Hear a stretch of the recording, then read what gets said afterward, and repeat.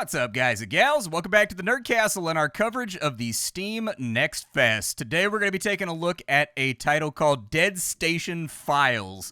This is kind of an interesting game. I think I know what the sort of inspirations are for this game. It's sort of one part Space Hulk, one part Minesweeper-esque intellectual game where you're trying to predict what's going to happen on the next turn so that you can survive. But this is a game where you are a wounded survivor on board a space station that is rapidly collapsing. The game goes out of its way to not tell you what has happened to the station. You've got to kind of like piece that together yourself from various logs and files that you're going to find all over the ship. But it's a game about deduction. It's a game about trying to guess what's going to happen next successfully. And then from there, it's also kind of a very tight survival game where you're trying to gather up what you can on your way through the 12 or 14 decks of the ship while you try to make your way to the last freighter that's still docked with the station. I don't think that this game is going to be for everybody. This game has a very limited graphical tile set that's basically one step above ASCII games, so I think that if you're a graphics junkie, this is not going to be the game for you, but if you are into titles that are very thematic, very heavy, and also have a very strong, I guess, deductive element to them, this game is actually trying to answer the question, like, what if we took Minesweeper? And the way that that game is really simple and really addictive, and it's very simple. It's all about just not clicking the thing that kills you by using the information the game has gave you in order to move a little bit further into the game. This game is like that, but they gave it a considerable alien bent, and then from there, it's considerably more complicated than Minesweeper and just kind of like counting the cells and figure out what's touching what and trying to avoid situations where you're flipping a coin. This game basically captures the theme and ambience of Alien, and as we go through the spacecraft, things are going to start going wrong with it, so the station can start to implode, it can depressurize in certain areas, which then kind of varies your path on your way through the ship. But let's start the game off. If you wanted to check this game out, I got a link for you down below in the description. You can check that out there. But let's start the game off, and I'll do my best to explain what's going on. This is what the game looks like right here. It's not going to look like much more than this the entire time that you play it. There's going to be some minor changes, but this is one of the two screens that you're really going to be interacting with the entire time that you play Dead Station Files. So this is the space station that we are currently on board. We are wounded, and right now we are inside the Bureau, which apparently is responsible for documentation, personnel files, and reporting procedures. We have a couple of things that we want to check before we leave the craft. Now, nothing in the game is randomized right now except for the level layout themselves. So we've got these flashing arrows right here. These right here are locations where we have a critical task that we have to do in order to leave the ship. This right here is a cabin that's lost. I actually don't know what the fizzle vision means over here. I'm guessing it means that there's some kind of contaminant or something like that on that layer. I've never gotten that far into the game. I always die somewhere around like down here by making a stupid mistake. And that's really what this game is. You die basically instantly to everything in this game, which I think imbues it with a very, very nice sort of intense energy. Even though the game isn't much of a looker, once you understand the game's core systems, it can actually be ridiculously intense when you've got to flip a coin on your own survival when you're super far into the game, when you're really, really trying to avoid that. All these tabs up here will explain what we need to do. So we need to go to the assembly point, which is apparently inside the kitchen, and we need to follow the evacuation protocol. I don't know exactly what that means, but we need to do it inside of 100 minutes. See this clock up here? It's going to go up every single time we play through one of these decks. We have to do it within 100 minutes. If we don't do it inside of 100 minutes, something bad is going to happen. Likewise, we have something over here where we need to extract a chip from the captain's dead body before we leave if we wanted to stop a disaster from happening. We have an event log. Every time we come out of a mission, it's going to list all the things that happened over here. So, for example, it'll be like, there is a fire on deck 41. And that means that if you go to deck 41 and play through that level, there's going to be fire hazards that you have to dodge, otherwise you're going to die horribly. You might have depressurization on level 71, and it's now lost, so you can't get in there anymore. You can get some rough idea of what it is you're going to be able to do by changing your view here. So it's got 3 different views. Basically, it's got the name of the location. It's got what's in that location. So these are all going to be action points. It looks like maybe there's a file over here that we can get access to. From there, sometimes you'll find equipment and things on different layers that'll modify the way that your character plays. Really up to you how you want to go through the game. But let's play a level first so that you can get an idea what it is. Since we have to go down to the kitchen anyways, I'm going to try to do that. So we'll go to deck 13, which looks like it's the atrium, a spacious hall with greenery and natural lighting.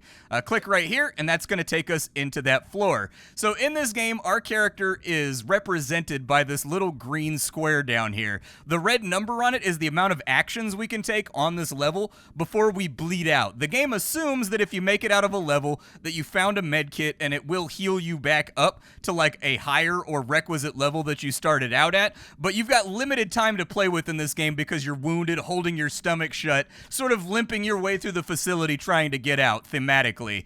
So there's a couple things we can do inside of this game. First of all, the nomenclature of what we're looking at here.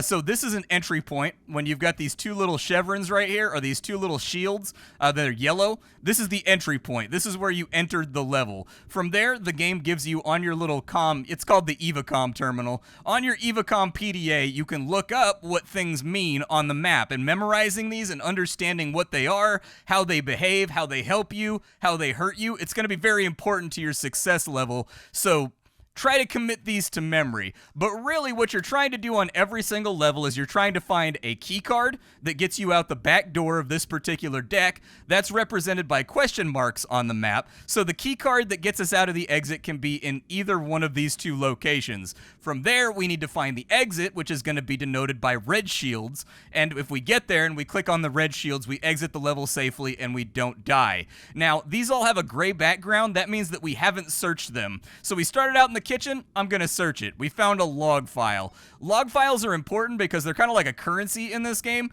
The more of them you have, the better. So they'll allow you to do things like, for example, remotely scan a room. So I could use this log file and I could right click on one of these rooms right here and it would tell me what's inside of it so that I don't like trip over it. For now, I want to save it. So we're going to move to the left and we're going to search this room. And this right here is a med kit. So we picked up a med kit and that refreshed 5 of our turns. I'm going to move in here. I'm going to move all the way over to here, and I'm going to grab the exit key card, and with the 22 AP that I have remaining, I'm going to come into this room. I'm going to search it. We found a computer terminal. A computer terminal universally turns on a subsystem inside a room that exists on this deck. So if I click this, you'll see here that it showed us where the exit was. We now know where that is, but in other cases, it might show you where a security log is at. It might show you where a motion sensor is at and also activate that motion sensor so that if anything is wandering around the map, when it hits that motion sensor, it'll go off and everything on the floor will be drawn over to there instead of like where you are trying to explore. There's lots of helpful little functions you can play around with. This room also has a computer that let us know there's a motion sensor right there. On this first deck, there's always one room that's booby-trapped with an alarm.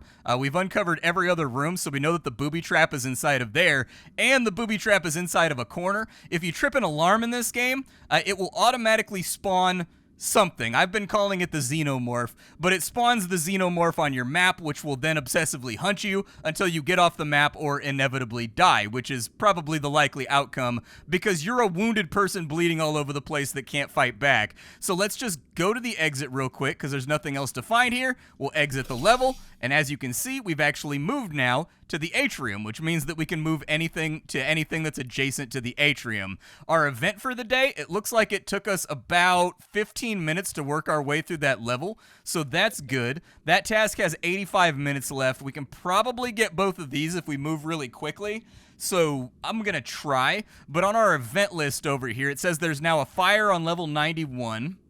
That would be this floor right here. We don't have to worry about that for right now. And then it says that we have an explosion on deck 101. I'm going to guess that this is 101 right here. So there was an explosion on this deck, which then transferred fire to both of the adjacent rooms.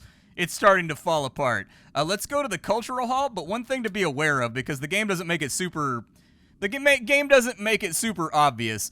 Basically, you can look at your character. I'm guessing in the final version, there's going to be multiple characters you can play that have different perks. Our character has cryo sleep sickness, so she gets less AP than everybody else when she starts out the game.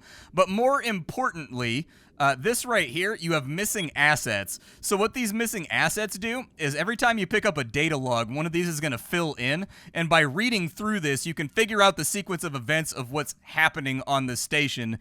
And if you fill out everything in a given category, you get bonuses and things that you can play around with.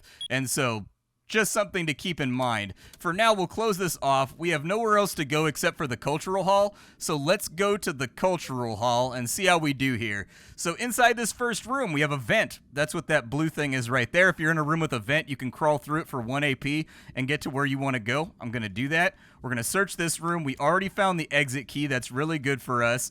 And we found a refresher on our AP. So for now, we kind of want to think about what uh-oh, I tripped an alarm. That's not great.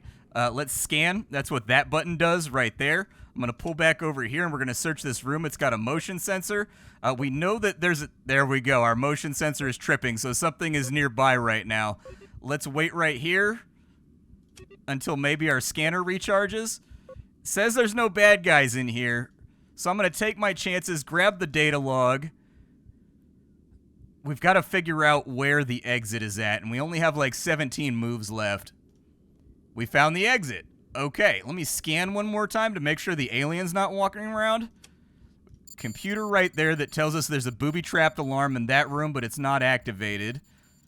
This room also has a computer that likely told us where the exit is. I'm going to scan to make sure the enemy is not near the door, and then we should be good. So we made it through the hall, and it only took us like 5 minutes. Oh no, it took us 7 minutes to get through the hall. Oh, it took us considerably longer than that. Okay, it took us about 25 minutes to get through the hall. That's not great, but I think we still have time to knock out the assembly point over here. I don't know exactly what that means. It doesn't really give you a step-by-step process for what some of these objectives mean. You've just got to sort of feel it out because your character is not an engineer. Your character is not a shipboard mechanic, and so it sort of captures that aimlessness sometimes where there's some trial and error to this game when figuring out the various mechanics that exist inside some of the levels. It does come with a tutorial that you can play around with, and in fact, I highly recommend playing through the tutorial. Oof, this is a rough layout. Okay, so we've got things on this floor. We've got considerations to make because we have a sentry robot here. Now, this sentry robot can't hurt us physically. However, what you'll notice is while we move around, this guy's little green eye, it'll turn red. And when it turns red, he scans everything adjacent to the room that he's in. And if you're inside of that room, it sets off a makeshift alarm just like you tripped a booby trap. I'm going to grab a log from over here. This is security 1. So we know that there's an alarm over there and we'll want to avoid that.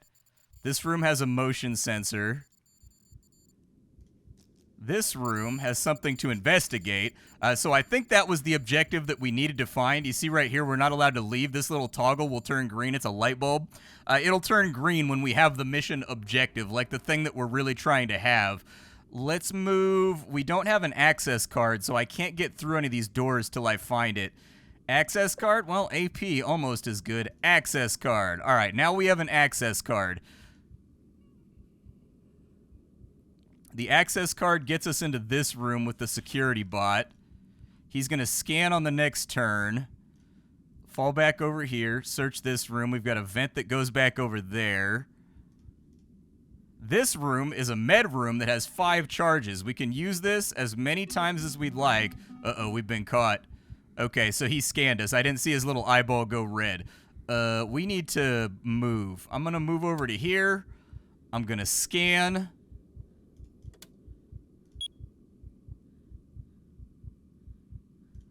We're not going to activate this room because this room will set off an alarm if we activate it. But I will get the access card from over here. Scan one more time. Oh, we found a secret room. Secret room's got AP in it. I'll take that. So we have our first xenomorph. Our scanner has picked up that there's a xenomorph in the room next to us. And on his next activation, that is to say when we move, he will move. Now, there's a special move you can do in this game called sneaking. If you go in the direction that is opposite of the direction that he's indicating, it's called sneaking, and it means that you sneak past him. However, let's say that he was right here moving to the right, and I moved into this room as well, we would be dead. The game would be over. So I'm going to move into here. I'm going to scan one more time to make sure he's not around. I'm going to get my AP refreshed. I'm going to take the vent. I didn't search that room. That's the exit, so that's good, I guess. Oh, don't tell me the access card is in that room right there, dude.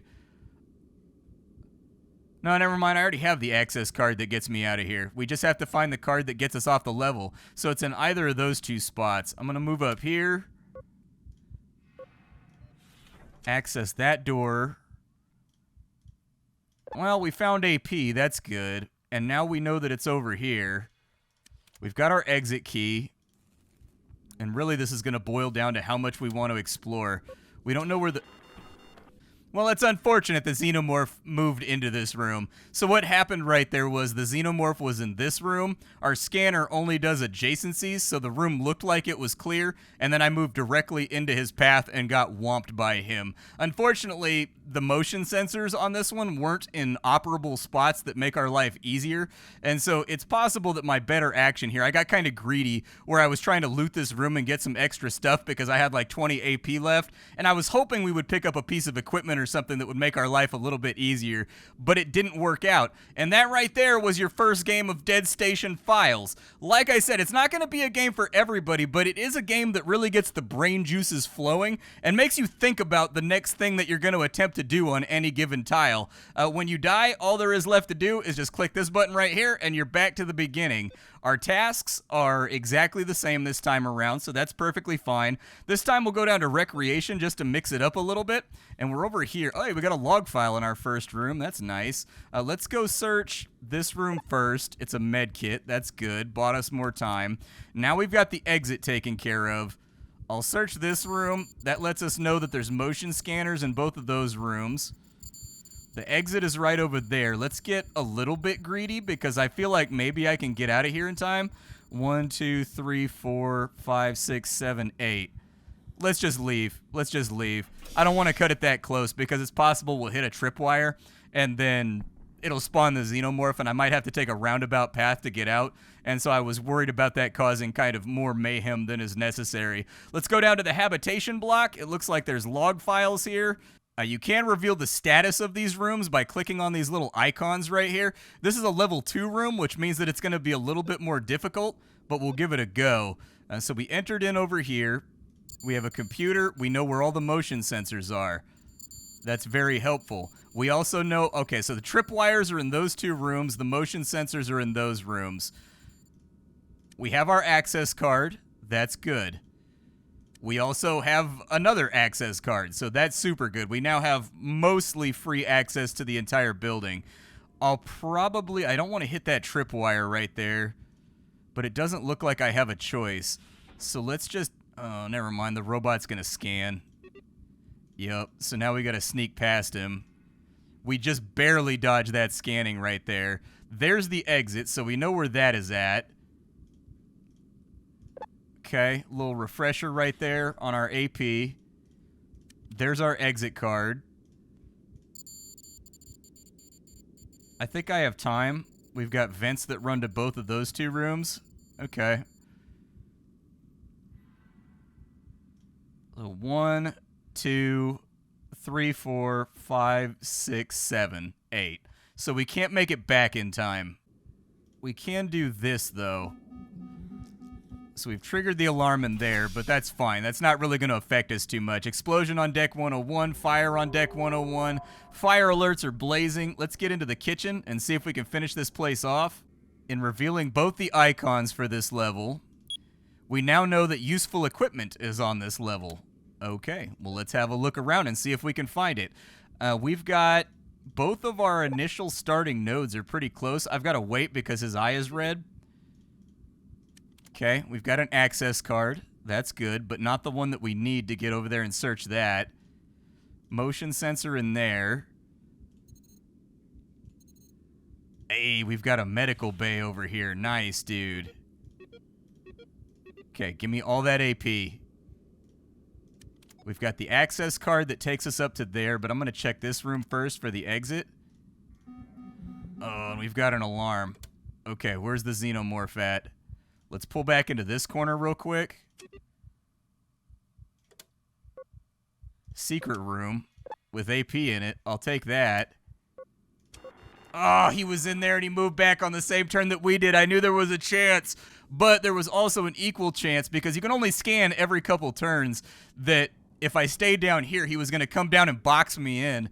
And so unfortunately, we got kind of like taken out right there. All right, let's run it back because like I feel like we need a little more footage. I'm having a good time right now. Are you having a good time? We've got a motion sensor here, but it's not activated. I can activate it, though, for 1 AP. We've got a log there, an exit there, which means that's an AP. That tells us the exit's right over here. Lit off an alarm, so I'm leaving. On this side, what is this? It just means it's a level 2. Okay. But we do get 20 AP back, which is really, really nice. So maybe we'll do the cultural hall. Computer here shows us motion sensors and turned them on that side. AP there. So we'll just grab that guy. We found the exit. Scan. He's coming this way. Sneak past him. We're out. Good. So we've got 36 AP. This time we're trying to conquer the kitchen. That's good. Can't scan yet, unfortunately. Mech defense protocol has been activated. That's fun. Okay, so where are we at right now? We're on this tile. This tile has a vent that leads over to there, but that would put me adjacent to the Brobot, which I don't want to deal with right now. Card right there, AP right there, access card right there. Open the door. Exit key card right there. So we've got most of the things we need to get out of here. We just got to figure out where the exit's at. We also found the mission critical objective that we needed to find. I have log files. That room's empty.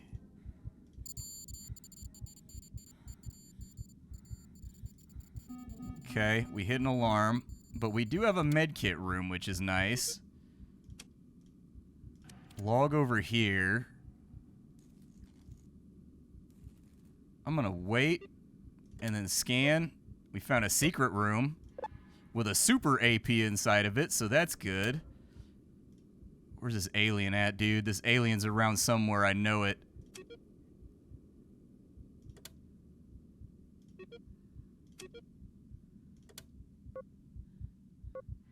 I think he's going to move on to my tile. Scan. I mean, he's not in here. He's also not adjacent. Scan.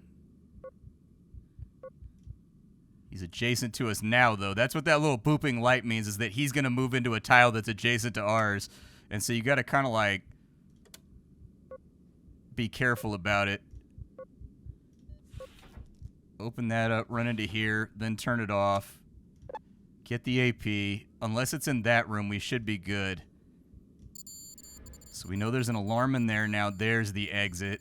Let's go. All right, we've made it through the kitchen. You have successfully completed a task and influenced the course of the catastrophe. Review the consequences of your actions on the station map and in the event log.